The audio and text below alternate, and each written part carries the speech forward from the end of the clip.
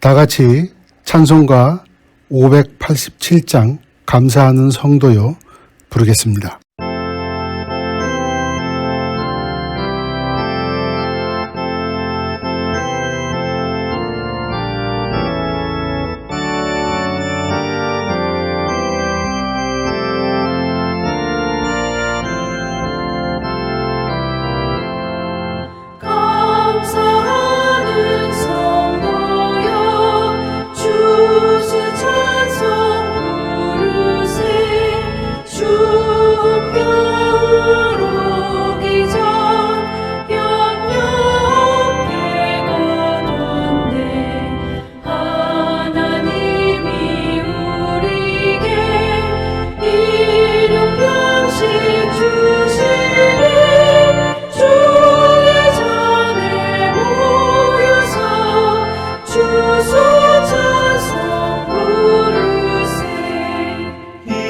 세상은 밭이요 주는 씨를 뿌리네. 좋은 곡식 싹날 때 가라지도 나도다. 싹과 잎이 자라서 열매 맺게 되나니 우리들을 온전한 알곡되게 하소서.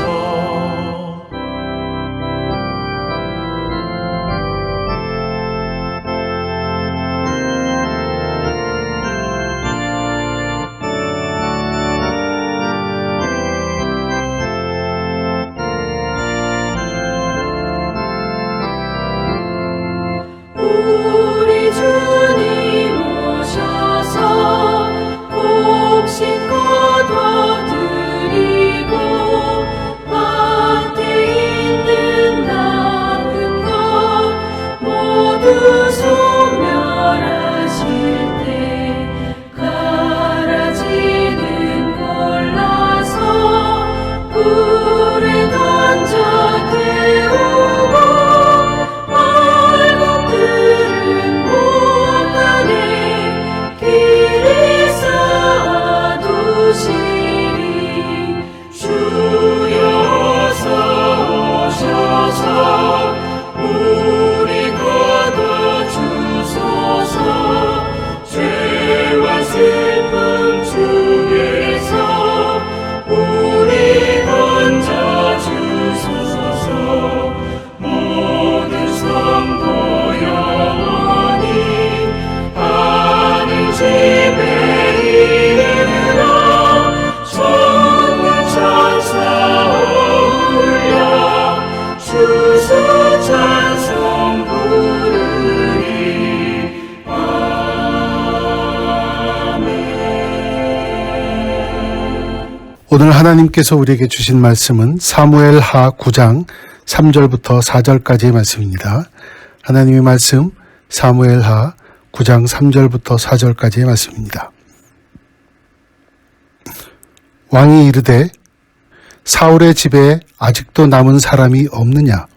내가 그 사람에게 하나님의 은총을 베풀고자 하노라 하니 시바가 왕께 아르되 요나단의 아들 하나가 있는데 다리 저는 자니이다 하니라. 왕이 그에게 말하되 그가 어디 있느냐 하니 시바가 왕께 아르되 로드발 암미엘의 아들 마길의 집에 있나이다 하니라. 아멘. 다 같이 말씀에 앞서서 기도하는 시간 갖도록 하겠습니다. 하나님 감사합니다. 오늘은 추수감사주일입니다. 하나님 우리 추수감사주일을 통하여서 우리의 안에 감사함이 넘치도록 하시고 또 감사에 대해서 우리가 깊은 생각할 수 있도록 주님 인도해 주시옵소서. 말씀 중에 듣는 하나님께서 우리에게 주시는 메시지를 우리에게 듣는 길을 주시옵고 우리의 행동으로 드러날 수 있도록 주님 인도해 주시옵소서. 감사하고 예수 그리스도의 받들어 기도드립니다. 아멘. 오늘은 추수감사주일입니다. 지난 1년 동안 내려주신 하나님의 은혜를 우리가 다시 한번 헤아려 보고 그에 대한 감사를 표현하는 그런 주일이죠. 이 추수감사주일은 미국의 건국의 역사와 또 미국의 전통이 녹아져 있는 그런 절기이기도 합니다.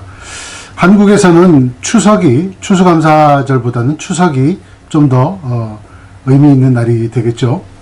요즘은 미국이 대단히 시끄럽습니다. 그렇지만 미국이 세계에서 최강대국임을 부인하는 자는 아무도 없습니다. 저는 개인적으로 여러 가지 이유가 있겠지만 그 중에 하나가 바로 이 추수감사절 때문이 아닌가 이렇게 생각을 합니다. 지구상에 있는 여러 나라들 중에 유일하게 하나님께 감사드리는 날을 국가에서 제정하여서 국경일로 지정하고 행하는 나라가 바로 미국이기 때문에 그렇습니다. 우리 한국교회는 주로 미국 선교사들에 의해서 기독교가 시작이 되었죠. 그래서 한국 교회들마다 추수감사절을 아주 귀하게 지키는 그런 전통이 있습니다. 자, 이 하나님께 감사를 드린다는 것은 성경을 통해서 아주 자주 언급되는 대표적인 그런 대주제, 그러니까 메가팀 중에 하나입니다. 오늘은 사무엘하 그 9장에 전체에 나와 있는 다윗 왕과 무비보셋이라는 사람을 통해서 감사에 대한 그런 주제를 살펴보고 저와 여러분이 같이 은혜 나누기를 바랍니다. 다윗이 천신만고 끝에 정말 왕위에 올랐습니다. 그동안 그의 인생의 고비고비 때마다 숨가쁜 그런 삶의 연속이었죠. 사무엘하 9장에 이르러서는 드디어 다윗이 왕이 된 다윗에게 이렇게 한숨을 돌리는 듯한 그런 여유가 생겼던 것 같습니다. 문득 다윗은 지난 날을 한번 회상해 보기로 하였습니다. 요즘 우리 이곳에는 가을비에 이렇게 낙엽들이 떨어지게 되죠. 그래서 저도 이 낙엽이 떨어지는 모습을 보면서 지나간 한 해 동안 어떤 일이 있었는지 이렇게 반추해 보기도 합니다. 모든 사람들이 그럴 것입니다. 아마 다윗이 그러지 않았을까 하는 생각이 듭니다. 지나온 세월 중에 이렇게 회상에 하다 보니까 어릴 적에 아주 깊은 우정을 나눴고 또한 심지어 왕자이면서도 다윗 보고 네가 왕이 될 것이다 이렇게 인정해 주던 그런 사람이 있었죠. 또한 여러 가지 위험한 그런 순간마다 또 이렇게 요나단이라는 사람이 이렇게 보호해 주었습니다. 아버지를 따라서 길보아 전투에 나갔다가 같이 전사하는 그런 요나단 생각을 하였을 것입니다. 신하들 중에 요나단을 그럼 너희들이 한번 찾아봐라. 다윗이 이런 명령을 내렸죠. 신하 중에 하나가 그 요나단에게는 그 아들이 하나 남아 있는데 그 이름이 무비보셋입니다. 그렇게 보고를 하였고 그런데 그 무비보셋은 지금 다리를 절고 있습니다. 이렇게 보고를 하였습니다. 자, 사울 왕의 집안이 몰락했을 당시에 유모가 도망을 가다가 그만 그 무비보셋을 떨어뜨리게 되죠.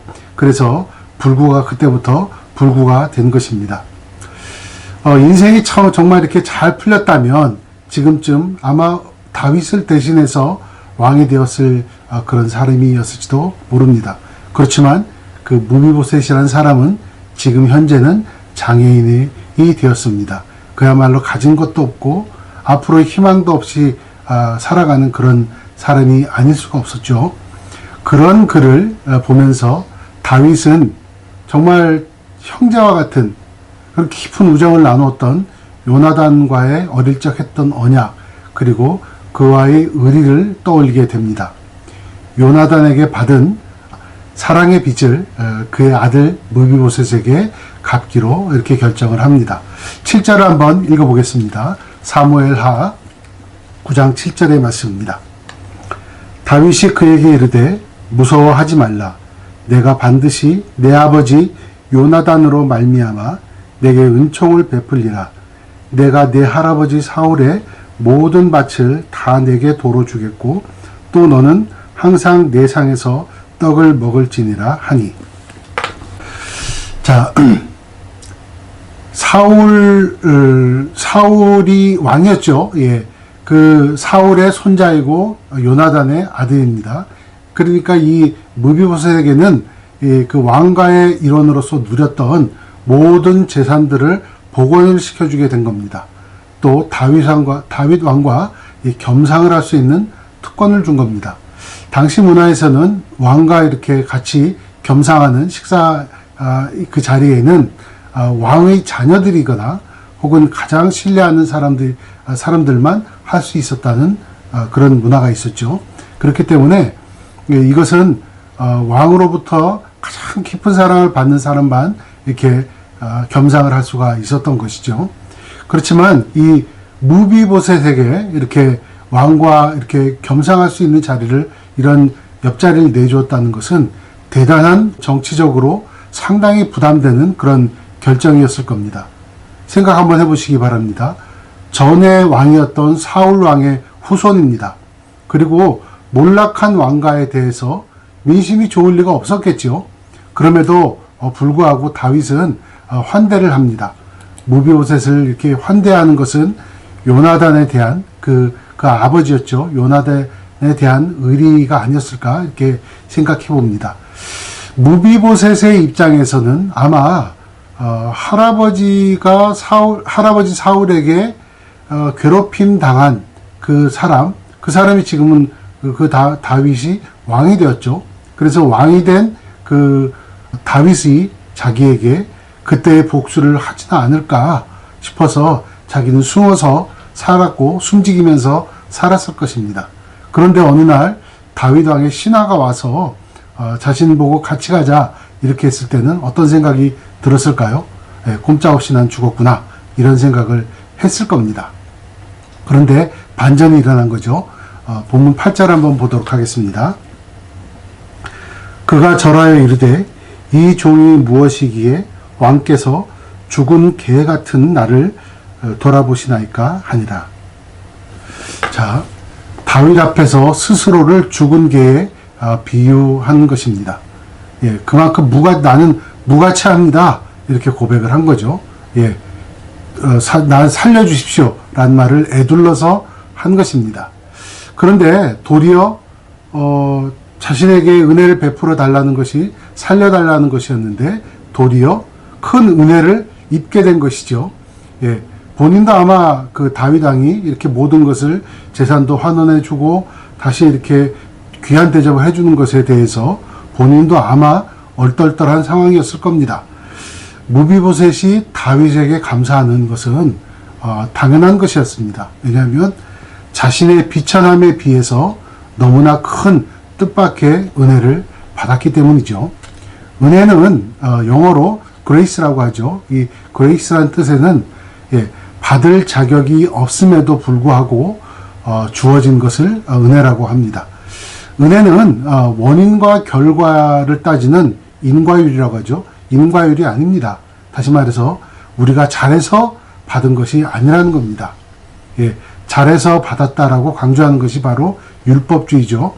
기독교는 우리의 어떤 공로, 어떤 수고, 혹은 어떤 노력으로도 받을 수 없는 것이 하나님의 은혜라고 가르치고 있습니다.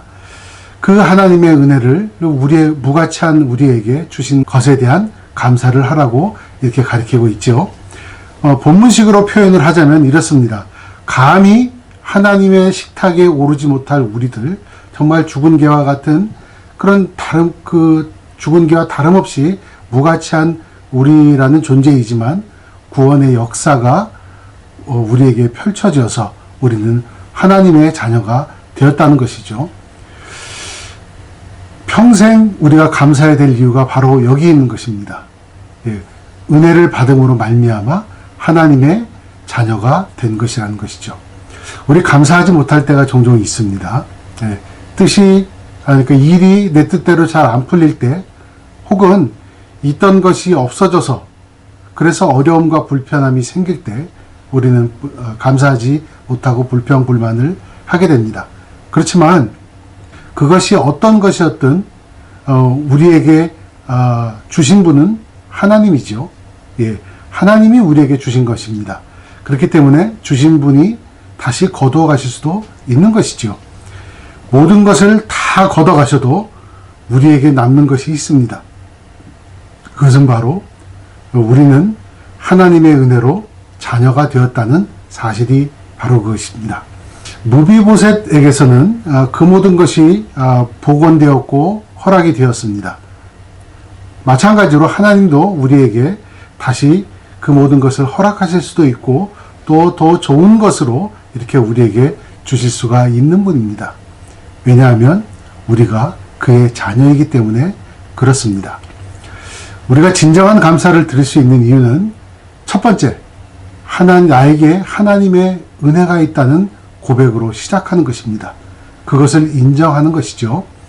나의 형편, 나의 환경이 어떻다라는 것이 아니라 나는 하나님의 은혜를 받은 고귀한 자녀라는 그런 존재에 대한 확신이 있을 때 우리는 진정으로 감사할 수 있는 것이죠. 그런 확신이 있을 때 우리의 영혼의 깊은 곳에서 이렇게 찬송이 터져 나오고 또한 감사가 흘러넘치는 것입니다. 이번 추수감사주일 나는 하나님의 자녀라는 이것 하나만으로도 하나님과 또 주위 사람들 또 이런 모든 사람들에게 감사할 수 있는 저와 여러분 되시길 바랍니다. 무비보셋에게 재산도 또한 신분도 복원이 되었습니다. 형편이 훨씬 더 나아진 겁니다. 이런 나아진 형편에서 무비보셋은 이런 모든 그의 남은 여생에서 감사와 감격으로만 살았을까요? 예, 분명 자신은 엄청난 은혜를 받았고 그것을 누리면서 살았을 것입니다. 그렇지만 여전히 무비보셋은 자기 자신을 돌아보았을 때 불구자였습니다. 네, 왕이 되지 못한 아쉬움이 없었을까요? 네, 하나님의 은혜에 감사하다가도 자신에게로 눈이 돌아가면 섭섭한 것이 우리들입니다. 무비보셋에게도 그때 유모가 나를 떨어뜨리지만 않았다면, 아버지가 그곳에서 전사하지 않고 왕이 되었더라면, 하나님이 그때 다윗을 돌보지 않고 우리 집안 좀 이렇게 보호해 주셨다면 내 인생을 왜 이렇게 만드셨는지 불평불만이 당연히 있었을 겁니다. 어떻게 보면 무비보셋은 누리고 있는 은혜에 대한 감사와 또한 자기 연민으로 인한 불평불만 사이에서 남은 인생을 살았을 수도 있습니다. 마치 우리들이 사우나 가면 냉탕과 열탕을 왔다 갔다 하지요. 그렇듯이 감사와 원망이 뒤섞인 삶을 살지 않았을까 생각합니다. 은혜는 받았지만 여전히 무비보셋에게는 실존하는, 그에게 실제하는 아픔과 인생의 아픔과 고통이 있었기 때문입니다. 여전히 그 고통은 사라지지 않고 남아 있었기 때문에 그렇습니다. 우리 대부분은 이런 생각을 해보면 무비보셋과 조금도 다를 바 없는 사람들입니다. 한량없는 은혜의 자리에 이렇게 있음에도 감사함을 우리는 종종 놓치고 사는 인생들입니다. 은혜로 누리는 혜택에만 관심이 있고 그 은혜에 대한 감사와 책임을 우리는 외면할 때가 있다는 것이죠. 마치 요즘 같은 세상, 누가 주일마다 그렇게 꼭꼭 예배를 드리나 이렇게 불평하는 사람들이 있는 것처럼 말이죠. 우리를 향한 하나님의 은혜에 문제가 있는 것이 아니라 우리가 그 은혜를 제대로 관리하지 못하는 데에 문제가 있다는 것입니다. 우리가 진정한 감사를 하기 위해서는 우리 인생을 향한 하나님의 주권을 인정해야 합니다. 내 인생의 주인이 하나님이라는 것이죠. 예, 그것을 받아들여야지 우리가 진정한 감사를 할 수가 있습니다. 하나님은 우리 원대로 모든 것을 이루어주시는 도깨비 방망이가 아닙니다. 알라딘의 요술램프처럼 소원을 이루는 대상으로만 하나님을 우리가 인식하게 된다면 진정한 감사를 드릴 수가 없습니다. 하나님이 우리 인생에 임재하셔서 주권적으로 이렇게 이끌어 가시는 것에 대해서 감사하시기 바랍니다. 하나님 나라에서는 우리가 정말 귀한 큰아들이든지 혹은 천덕꾸러기 작은 딸이든지 그런 차별이 없으신 분입니다. 하나님 왜 내 인생을 이렇게 이끄시는지 저도 아직 알지 못하고 있습니다. 한 가지, 나를 통해서 이루시려고 하는 특별한 일에 나를 부르셨다는 사실만 알고 있을 뿐입니다. 우리가 이것을 인정할 때에 그것을 인정할 수 있어야지 정말 무비보셋과 같은 냉탕과 열탕, 이런 왔다 갔다 하는 삶에서 나와서 진정한 감사를 드릴 수 있는 것이라고 생각합니다. 하나님의 주권적인 인도하심 아래 나의 인생이 이루어진다는 것을 인정하시고 감사를 드리시는 저와 여러분 되시기 바랍니다. 오늘 말씀을 통해서 진정한 감사란 두 가지 기본적으로 우리가 인정해야 될 것이 있다는 것을 가르쳐주고 있습니다. 나를 향한 하나님 구원하심의 은혜, 그것이 나에게 있다. 그 내 인생을 이끌어 가시는 하나님의 주권적인 역사하심이 있다. 그것을 인정할 때 또 그래야지 나를 통하여서 하나님의 나라가 펼쳐지는 것을 기뻐할 수가 있는 것이죠. 특히 올 한 해처럼 정말 주어진 것에 대해서, 우리 앞에 펼쳐진 것에서, 우리가 지나온 것에 대해서 감사드리기 힘든 이런 것이 사실이죠. 힘든 일만 계속됩니다. 세상은 혼란스럽습니다. 거짓과 부정한 일들이 자꾸 밝혀집니다. 또한 바이러스는 더욱더 극성을 피웁니다. 이런 세상이라서 우리는 감사할 게 없을까요? 그렇지 않습니다. 사람들은 그렇게 얘기할지 몰라도 우리들은 하나님의 잔치상에 초대받은 하나님의 자녀라서 감사할 수가 있는 것입니다. 또한 우리 인생에는 하나님의 주권이 전적으로 역사하고 있다는 것을 믿는다는 것만으로도 풍성한 감사를 올려드릴 수 있는 것입니다. 그것으로 저와 여러분의 삶을 이끌어 나가시고 또 꾸며 나가시는 저와 여러분 되시기를 축원합니다. 우리 다 같이 기도하겠습니다. 하나님, 오늘 말씀을 통해서 우리에게 진정한 감사를 드리기 위해서 우리 삶 속에 임재하시는 하나님의 주권적인 역사를 우리로 하여금 받아들일 수 있도록 하시고, 또한 나는 하나님의 은혜를 받은 하나님의 자녀라는 귀한 존재감을 허락하여 주시옵소서. 그것 가지고 정말 주위에 아무것도 없고 주위의 모든 것을 잃었다 할지라도 하나님께 진정으로 깊은 감사를 드릴 수 있는 우리 모두가 될 수 있도록 주님 인도하여 주시옵소서. 감사하고 예수 그리스도를 받들어 기도드립니다. 아멘. 지금은 우리 주 예수 그리스도 구원의 은혜와 전능하신 하나님 아버지의 무한하고 지극하시고 영원하신 사랑하심과 성령 하나님 우리 삶 속에 내주하시며 감동감화 섭리하시는 역사가 오늘 말씀처럼 추수감사주의를 지내는 우리 뉴포인트 교회 성도들과 저들의 가정과 일터 위에 지금부터 영원토록 함께 하시기를 축원하나이다. 아멘. 감사해 시험이 닥쳐올